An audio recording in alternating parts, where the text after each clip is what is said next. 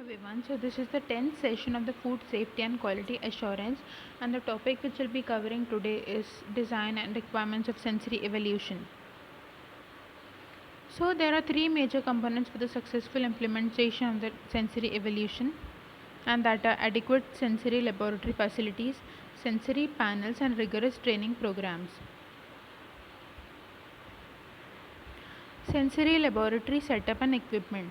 The physical setting must be designed so as to minimize the subject's biases, maximize the sensitizing, and eliminate variables which do not come from the product themselves. The test area should be centrally located, easy to reach, and free of crowding and confusion, as well as comfortable, quiet, temperature controlled, and free from odor and noise. The laboratory setup normally comprising of a reception cum briefing room, panel room, and preparation room. The sensory evaluation should be carried out in quiet and well lighted room free from any odors. The dominant motive of constructional details should be to have comfort for concentrated prolonged testing and ease of cleaning. Pleasing natural shades and maintenance of comfortable temperature and humidity conditions of the laboratory setup are desirable. The testing booths are located should be separated from sample preparation rooms and washing rooms and stores by a complete partition. The panel test area should be readily accessible to all.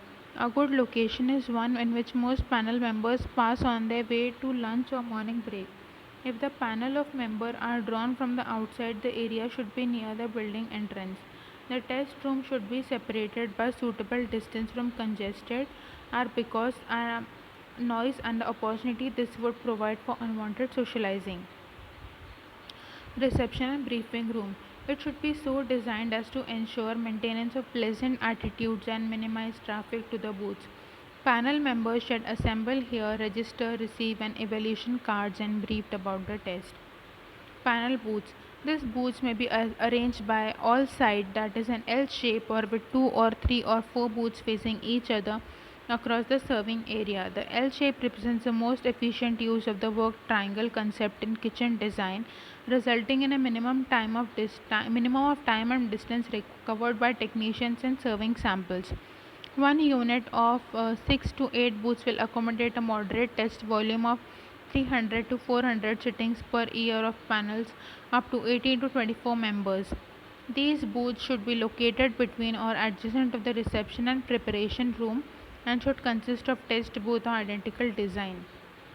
There exists a typical booth wherein each booth may be 70 to 80 centimeter wide, having adequate space to keep samples, drinking water, receptacle, and writing space. It shall be separated by partitions to screen one person from the view of the other where they are seated. Space can be allowed for installation of a PC monitor and a keyboard if required.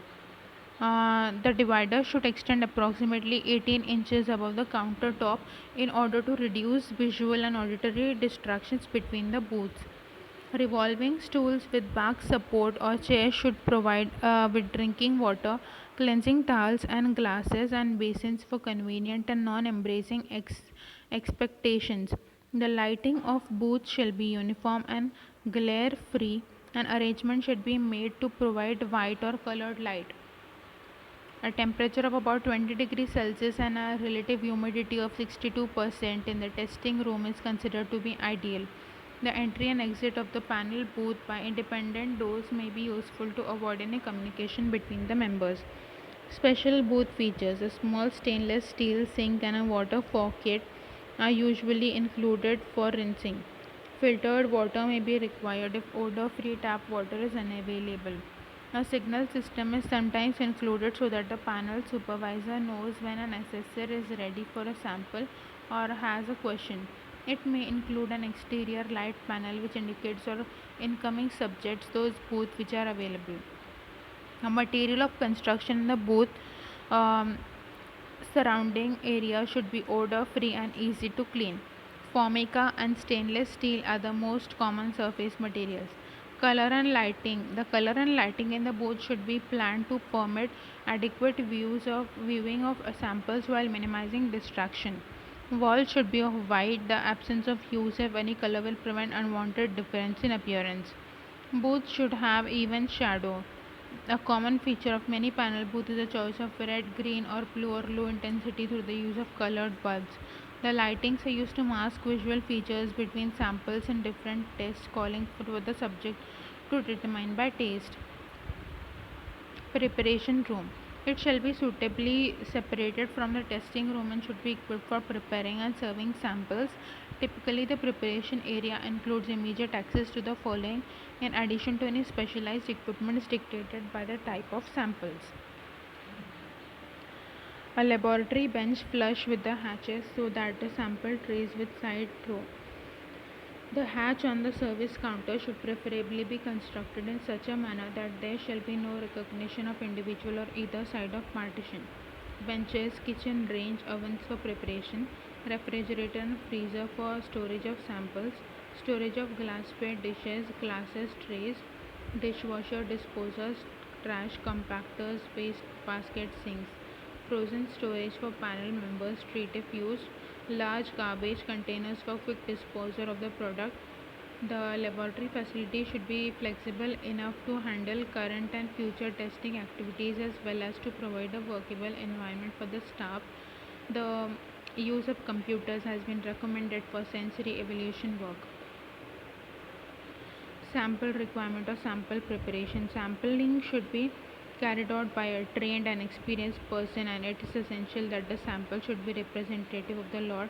A procedure of sample preparation which is most likely to bring out differences in the particular quality attributes under evaluation should be selected. Care should be taken that no loss in flavor occurs and no foreign tastes or odors are imparted by the procedure during preparation. The panelists should be allowed to have sufficient sample necessary to make judgment.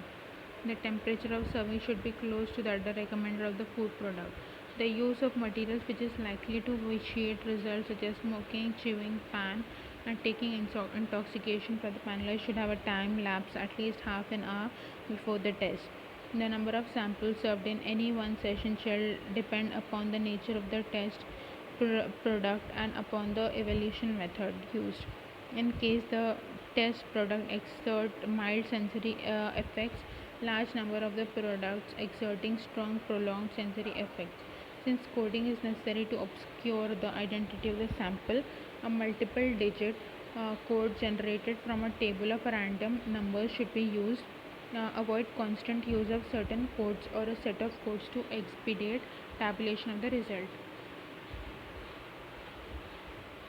Role of various sensors in judging the dairy products or any food product. Site protection affordable by seal of pouches or closures. Relatively low numerical rating on the scorecard. Smell. It has the most influence on the judging, greatly influences the quality of the dairy products. Taste. Companion sense with smell in evaluating flavor.